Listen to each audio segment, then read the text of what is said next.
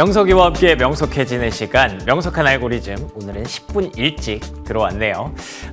제 주변에 보면은 저만 그런지 모르겠지만 다들 약간 주식에 관심이 없어 보여요. 연말이라서 그런지 날씨도 추워지고 그런지 이유는 잘 모르겠는데 제가 개인적으로 생각했을 때 한 3가지 정도 되는 것 같아요. 첫 번째로는 일단 너무 어렵습니다. 뭐 금리, 뭐 유가, 거기다가 그 어려운 와중에 두 번째로 전쟁까지 터졌죠. 이러니까 골치가 더 아파지는 거고, 그리고 세 번째로는 개인 투자자분들이 좋아하던 코스닥 시장, 특히 2차 전지주 이런 것들이 너무 좀 많이 빠져서 일어나지 못하고 있다는 게 세 번째 이유인 것 같은데, 이럴 때 뭔가 시장은 또 힌트를 주고 있지 않을까 제가 열심히 한번 찾아봤거든요. 그러면 알고리즘 따라가 보시죠.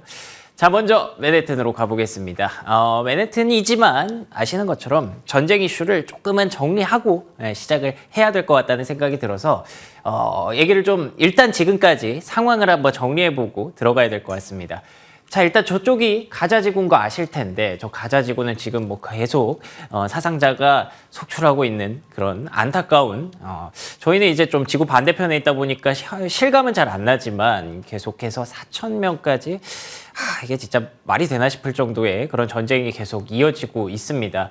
뭐 아시는 것처럼 하마스라는 무장단체가 이스라엘을 먼저 타격을 했고, 이스라엘이 그에 대한 보복을 계속해서 가자지구 쪽으로 가하고 있는 상황이고요.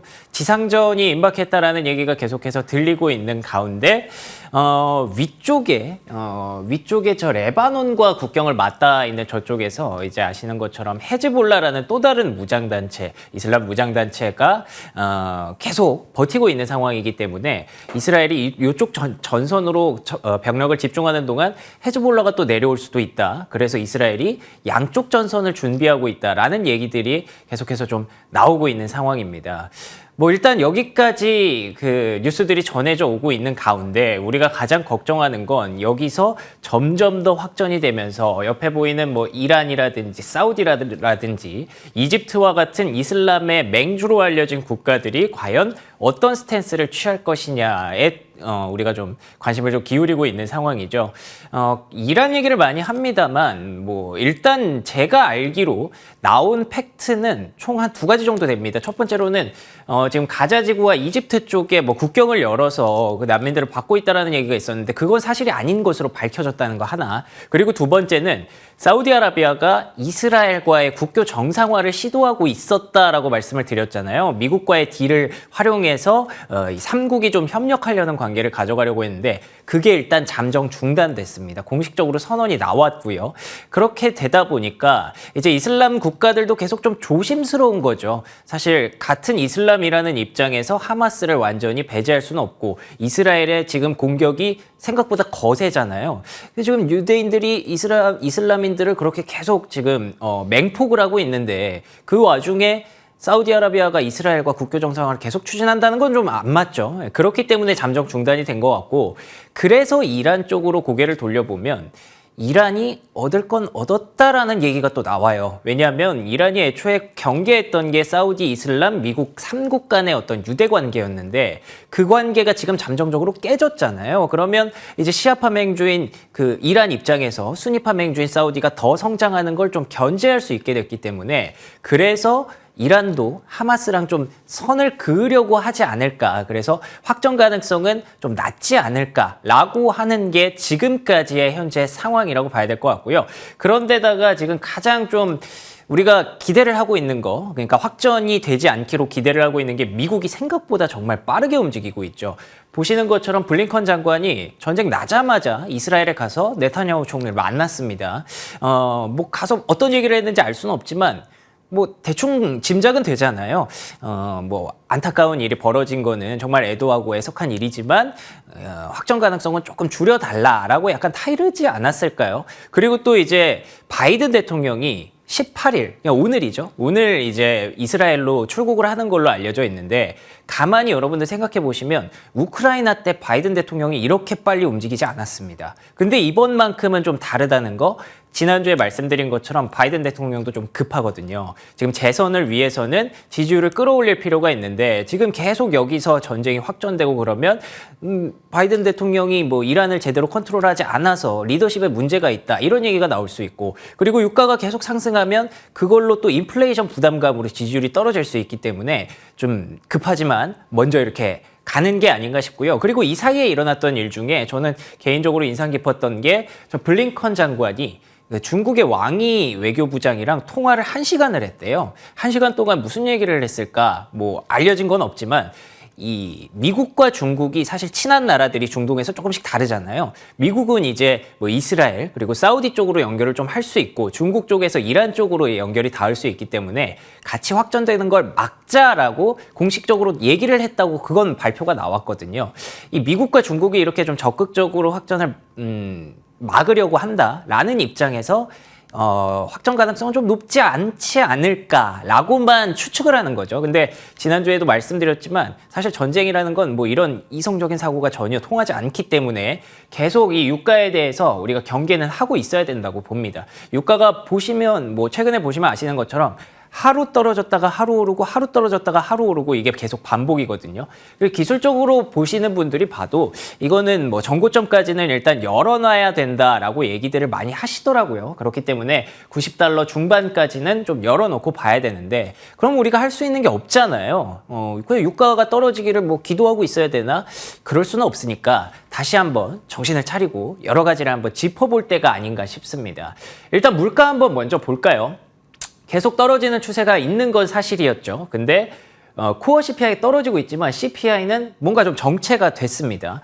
여기 뭐 구인 건수랑 비교해봐도 CPI가 살짝 정체된 게 보이실 텐데 그럼에도 불구하고 뭐 고용도 좀 떨어지고 있고 코어 CPI만 떨어지면 괜찮다라고 하시는 분들이 있는데 저는 근데 이게 결국 CPI가 정체한 게 유가가 다시 올라오기 시작하면서잖아요. 근데 유가라는 게 유가 빼고 코어 CPI만 보면 뭐 괜찮을 수 있지만 결국에는 기름값이 오르면 모든 물건의 가격이 올라갈 수 있다는 게 문제거든요. 그렇기 때문에 이거에 대해서 여전히 좀 경계감을 늦출 수는 없다라는 게 첫 번째 의견이고요. 만약에 계속 유가가 계속 이렇게 다른 것들을 건드리거나 혹은 우리의 지갑 사정을 좀 안 좋게 만든다면 뭐 명품이라든지 사치품부터 시작해서 우리가 조금 여윳돈 있을 때 살 수 있는 것들은 소비를 줄일 수밖에 없게 되겠죠. 그런 것들이 실제로 최근에 소비 심리라든지 LVMH의 주가라든지 이런 것들에서 확인할 수 있다라고 얘기를 하고 있어서 하반기 그러니까 그 연말까지 물론 연말에는 사실 소비가 많이 되는 시즌이지만 예년에 비해서 좀 둔화될 가능성 일단 염두에 두고 접근을 하셔야 될 것 같습니다. 그리고 또 두 번째로는 고금리 신경 쓰지 않을 수가 없죠. 당장 연준이 금리 인하를 해주는 건 아니잖아요. 아마 내년 중순까지는 적어도 지금과 같은 5%대의 금리가 유지될 가능성이 높은데 그러면 지금도 뭐 은행에서도 뭐 점점 소비 둔화되고 금리로 인해서 뭐 여러 가지 고민들이 있다라는 실적 발표 얘기들이 나오고 있기 때문에 소기업 낙관 지수가 올라오지 않는 것 혹은 러셀 2000이 최근에 계속해서 좀 빠지고 있는 것 이런 것들을 통해서 고금리에 버티기 어려운 중소형주들은 당분간 조금 피할 필요가 있겠다라고 생각을 해볼 수 있을 것 같습니다. 그러면 뭐 소비주도 안 돼, 그리고 뭐 중소형주도 안 돼, 결국에는 돌고 돌아서 빅테크 사라는 얘기인가 뭐 똑같은 얘기네 하실 수도 있지만 여기까지는 어느 정도 우리가 알고 있는 컨센서스고 그 플러스 알파를 좀 드리기 위해서 좀 고민을 해봤는데 저는 이게 좀 이상하더라고요. 이렇게 우리가 예상대로면 소비도 둔화되고 경기가 계속 아래쪽으로 내려가야 맞는 건데 제조업 PMI가 잘 버티다가 최근에는 중국에서 확장 국면으로 돌아섰다라는 얘기가 있어요. 아니, 도대체 제조업에 대한 심리 지표가 왜 좋아지는 걸까? 저는 그런 생각을 좀 해봤는데 아마 그 비밀이 재고에 있지 않을까라는 생각으로 좀 이어졌습니다. 만약에 여러분들이 옷가게 사장님이라고 생각을 해보세요. 가만 보니까 옷이 잘 안 팔리는 거예요. 그래서 왜 안 팔리지 하고 뉴스를 찾아보니까 요즘 금리가 너무 높대요. 그리고 또 유가가 너무 비싸대요. 그러다 보니까 사람들이 지갑이 얇아져서 옷을 사러 잘 안 간다더라 이런 얘기가 있으면 어떤 스탠스를 취해야 될까요? 가격을 내려야죠. 옷값을 좀 떨이로라도 팔아서 일단 재고를 다 떨쳐내야 되잖아요. 그러면은 이제 어느 순간 가격대에 맞게 사람들이 이 정도면 살만하겠네 하는 시점이 올 거고, 그러면 옷이 점점점 팔리면서 다시 어쨌든 좀 손해를 보더라도 재고는 떨쳐낼 수 있을 겁니다. 근데 그렇게 되면은 이제 장사 잘했다 이러고 끝나나요? 그게 아니거든요. 그 다음 계절이 또 오고 다음 불황이 있으면 호황이 또 오기 때문에 점점 재고를 다시 채워야 됩니다. 그렇게 되면 이제 옷에 필요한 뭐 옷감이라든지 뭐 물감이라든지 이런 것들, 그러니까 앞에서 소재단에서부터 조금씩 사이클이 언젠가는 저점을 찍고 살아날 거고, 그 부분들에 대한 기대감이 높아지면서 PPI도 그렇고 제조업 PMI, 제조업 재고도 조금씩 바닥을 찍는 모습이 시그널이 나오고 있지 않나라고들 얘기를 하고 있고요. 실제로 IT 업종, 뭐 자동차 업종, 화학 제품 이런 쪽에서 뭔가 바닥인가 아닌가 하는 시그널들이 분명히 최근 들어서 나오고 있습니다. 물론 여기보다 더 내려갈 수도 있죠. 하지만 최근에 제조업 PMI가 반등하는 이유, 이걸 보고 심리 지표가 반등하고 있다고 볼 수가 있겠고요. 그렇기 때문에 자동차를 그냥 띡 하고 만들 수 있는 게 아니잖아요. 앞에서부터 소재단에서부터 뭐 화학 제품이라든지 철강 제품이라든지 이런 것들이 좀 이제 필요하게 되지 않을까. 그 사이클이 오고 있는 것 같다라고 다들 전망을 하고 있는 건데, 그럼 그 시점, 정확히 그래서 그런 주가들이 언제 올라가느냐, 그건 아마 이제 구리 박사님한테 좀 물어봐야 될 것 같습니다. 닥터 카퍼라고 하죠. 예. 최근에 구리 가격이 뭔가 계속 그 저점을 다지는 듯한, 바닥을 다지는 듯한 움직임이 있거든요. 물론 이 가격도 여기보다 더 떨어질 수 있다고 봅니다. 하지만 계속해서 이렇게 조금씩 뭔가 하방 지지력을 확보하고 있다는 측면에서 상승하는 시점이 분명히 올 것으로, 이제 불황에서 호황으로 넘어가는 시점이 올 텐데, 그때가 아마 관련 종목들도 같이 좀 움직여주는 계기가 되지 않을까 싶고요. 이렇게 경기와 관련된 얘기를 하자면 여러분 다들 아시는 것처럼 중국이 좀 살아나줘야 되는 건 완전히 꼭 필요한 그런 시그널이기 때문에 그 부분도 함께 연결해서 보시면 좋을 것 같습니다. 자, 이런 컨센서스를 가지고 이제 여의도로 한번 가보도록 하겠습니다. 제가 말씀드린 지금까지의 내용을 한 단어로 풀어보자면 그게 바로 실적 장세거든요. 실적 장세는 엄밀히 따지면 실적 시즌이랑은 다른 얘기입니다. 실적 시즌과는 다른 얘기고요. 실적 장세라는 게 아시죠? 뭐 금융 장세, 역금융 장세, 실적 장세, 역실적 장세가 있는데 최근까지의 흐름은 역실적 장세였어요. 금리가 계속 상승하면서 기업들의 실적이 점점 줄어드는 구간.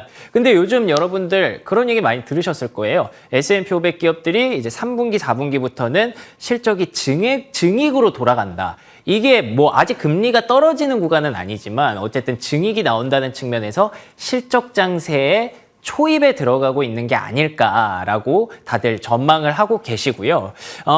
그럴 때 어떤 종목들이 어떤 섹터가 주목을 받았나 체크해 보자면 보시는 것처럼 경기민감주, 그리고 반도체 소재 산업재, 반도체 같은 경우에도 그렇잖아요. 지금 계속 적자가 나오고 있다는데 오히려 사람들이 그 적자를 더 좋아하지 않습니까?